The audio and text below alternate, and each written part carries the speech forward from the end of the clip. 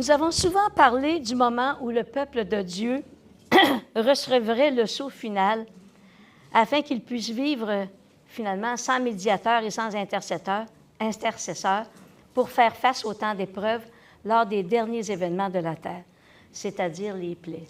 Vous savez qu'à la fin des temps, il va y avoir des plaies, c'est dans l'Apocalypse. C'est en lisant le chapitre 7 de l'Apocalypse que ce sceau est décrit. Alors, c'est un petit peu... Ah oui, il faut que je me remette dans... Chapitre 7. C'est là parce qu'on n'a pas lu le chapitre 7. Je vais juste vous lire quelques... Vous avez entendu parler qu'il y en a qui recevraient la marque de la bête, mais les croyants, eux, ils vont recevoir le sceau de Dieu. Et ça, je pense que... Est-ce que vous savez qu'il y a la contrepartie? Il faut que si les méchants vont recevoir la marque de la bête, eh bien, les croyants, eux, vont recevoir le sceau de Dieu. Alors ça, on retrouve ça au chapitre 7 de l'Apocalypse, où il est dit, après cela, après cela, je vis 4 anges debout aux 4 coins de la terre. Ils retenaient les 4 vents de la terre, afin qu'il ne souffle point de vent sur la terre, ni sur la mer, ni sur aucun arbre. Et je vis un autre ange qui montait du côté du soleil levant et qui tenait le sceau du Dieu vivant. Il cria d'une voix forte aux 4 anges à qui il avait été donné de faire du mal à la terre et à la mer. Et il dit, « Ne faites point de mal à la terre, ni à la mer, ni aux arbres, jusqu'à ce que nous ayons marqué du sceau le front des serviteurs de notre Dieu. » Et j'entendis le nombre de ceux qui avaient été marqués du sceau, 144 000, de toutes les tribus des fils d'Israël, etc. Alors, ici, le chapitre 7 indique bien que le peuple de Dieu vont être marqués d'un sceau sur le front. Mais avant de recevoir ce sceau, qui va nous permettre de passer à travers le temps d'épreuve qui va venir, le croyant doit recevoir un autre sceau. Saviez-vous qu'avant de recevoir ce sceau, le dernier sceau, le croyant doit d'abord recevoir un autre sceau, celui de l'Esprit? Excusez. Là, je suis un petit peu débalancée avec mon changement. Il est important, par contre, voyons, excusez, que nous reconnaissions la différence entre les deux sceaux. Alors, le premier sceau que le croyant doit recevoir, c'est le sceau de l'Esprit. Si vous le voulez, vous allez prendre votre Bible au chapitre Jean, dans Jean, chapitre 6, au verset 27. Jean, chapitre 6, au verset 27. Jean, au chapitre 6.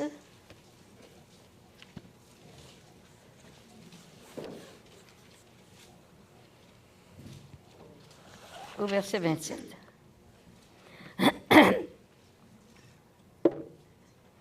Il est dit, chapitre 27. Travaillez donc pour la nourriture qui périt, mais pour celle qui subsiste.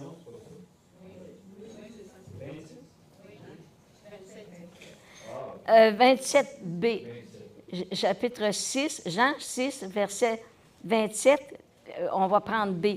« Car c'est lui que le Père... Car c'est lui que Dieu le Père, que Dieu a marqué de son sceau. » Alors ici, il parle de Jésus. Dieu le Père, vous savez, à son baptême, quand Jésus a été baptisé, le Saint-Esprit est descendu et Jésus a été marqué du sceau. Si vous le voulez, on va prendre ensuite Actes chapitre 10, verset 38. Actes chapitre 10.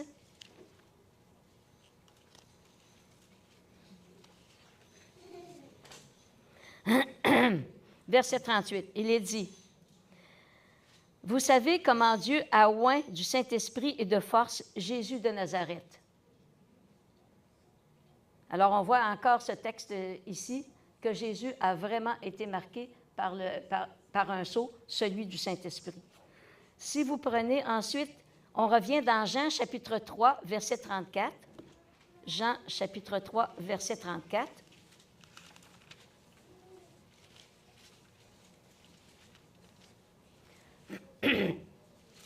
Car celui que Dieu a envoyé, on parle de Jésus, dit les paroles de Dieu parce que Dieu ne lui donne pas l'Esprit avec mesure.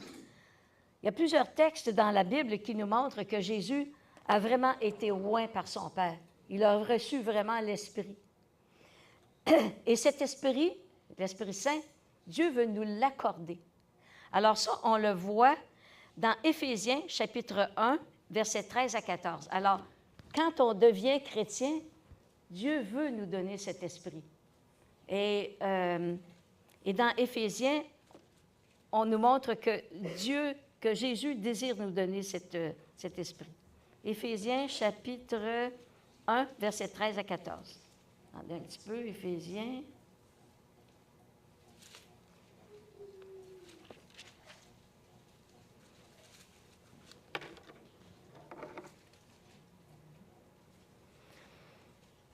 Et lui, vous aussi, après avoir entendu la parole de la vérité, l'évangile de votre salut, en lui vous avez cru et vous avez été scellés du Saint-Esprit qui avait été promis. Alors voyez-vous, dans ce texte, on nous dit bien que nous devons recevoir le Saint-Esprit pour pouvoir être...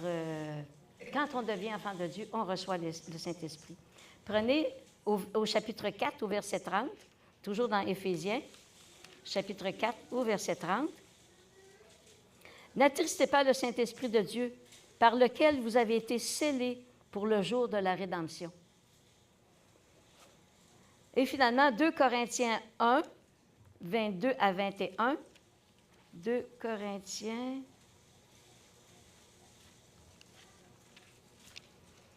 chapitre 1, verset 22. Et celui qui nous a fermis avec vous en Christ et qui nous a oints, alors oindre, c'est sceller aussi, c'est Dieu lequel nous a aussi marqués d'un sceau et a mis dans nos cœurs les arches de l'Esprit. Alors, je pense que c'est assez important de comprendre que quand on devient chrétien, on est scellé de l'Esprit. On va être scellé à la fin, mais ce sceau, il faut le recevoir maintenant. Ces textes nous disent qu'avant même de recevoir le dernier sceau, celui dans l'Apocalypse, qui va nous préparer pour les temps de la fin, pour les plaies, nous devons recevoir le sceau de l'Esprit.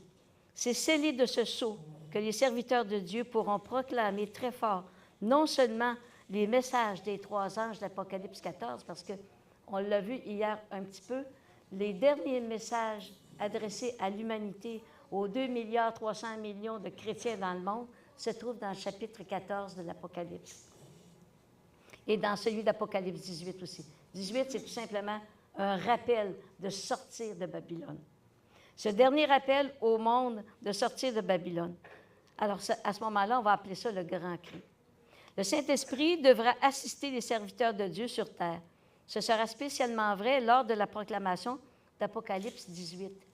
L'Apocalypse 18, là, c'est l'ultime message, d'aller chercher la vérité dans la parole de Dieu. Ce que Sébastien vous disait hier, on doit retourner à ça, et non pas juste à ce que des gens peuvent nous dire, retourner vraiment à la Bible. Le Saint-Esprit devra assister les serviteurs de Dieu sur terre. Ce sera spécialement vrai lors de la proclamation d'Apocalypse 18. Ces expressions qui disent « un autre ange qui volait, un autre ange qui avait une grande autorité, il cria d'une voix forte. » Grande autorité et voix forte démontrent que ce message sera donné par un peuple qui sera éclairé de la gloire de Dieu et revêtu de la puissance d'en haut. Dans Exode, chapitre 33, verset 18, il est dit que la gloire de Dieu représente son nom et son caractère. C'est tout simplement dit « fais-moi voir ta face, fais-moi voir ta gloire ». Quand un peuple du reste, alors les derniers qui vont rester sur terre, le peuple qu'on appelle les 144 000, vont s'approprier les bénéfices de l'Évangile éternel qui est contenu dans l'Apocalypse chapitre 14. Ils recevront en ce moment-là le sceau de Dieu, lequel est le nom de Dieu, lequel est le caractère de Dieu et lequel est la gloire de Dieu. Et c'est le sceau de l'Esprit de Dieu. Alors, un chrétien, je pense que vous avez compris que quand on lit la Bible, il faut désirer d'avoir le caractère de Dieu, le caractère de Jésus. Donc, les 144 000 recevront 2 sceaux, celui d'Apocalypse 14, où on nous montre que pour proclamer les derniers messages d'avertissement, ce peuple devrait avoir reçu le sceau de l'Esprit. On vient de voir ça dans Éphésiens. Lors de la proclamation de ces messages, nous aurons à proclamer que Babylone est une habitation de démons, un repère de tout oiseau impur. C'est dommage qu'on ne puisse pas avoir plus de temps pour étudier un petit peu l'Apocalypse, mais vous savez, il s'est introduit dans le christianisme beaucoup de choses qui ne devraient pas y être. Et pour proclamer ces derniers messages, on doit vraiment être rempli du sceau de l'Esprit de Dieu pour justement dénoncer ces erreurs. L'autre sceau, bien, on le retrouve dans Apocalypse 7, celui qu'on a vu. Les anges recevront le mandat de sceller définitivement un peuple qu'on appelle les 144 000. Et comment les anges reconnaîtront-ils les 144 000? Bien, ces anges auront en leur possession les noms de ces 144 000, parce que dans Daniel, chapitre 12, le dernier chapitre, et il est dit, je vais juste vous le dire, parce que c'est quand même intéressant. Je ne sais pas si vous le saviez, mais dans la Bible, il y a plusieurs livres. Il y a le livre de vie, il y a le livre du souvenir, le livre de la mort. Il y a sur la table un livre qui parle de ces livres-là. Et si vous regardez Daniel, chapitre 12, et il est dit... Daniel ou Apocalypse? Daniel, chapitre 12. En ce temps-là, ceux de ton peuple qui seront trouvés inscrits dans le livre seront sauvés. Donc, les anges vont avoir la liste de noms des croyants et ils vont être scellés. Parce que, comme il est dit, ce sera un temps d'épreuve tel qu'il n'y en a jamais eu, ce qu'on le disait hier. Il faut insister sur le fait que ces anges ne pourront sceller qui que ce soit, mais si la personne n'a pas déjà été scellée du sceau de l'Esprit, qu'on a vu dans Éphésiens. Si la personne n'a pas été scellée du Saint-Esprit, elle ne peut pas recevoir le dernier sceau. Une fois ce sceau apposé sur eux, ils seront considérés non plus comme les 144 000, mais comme le peuple du reste.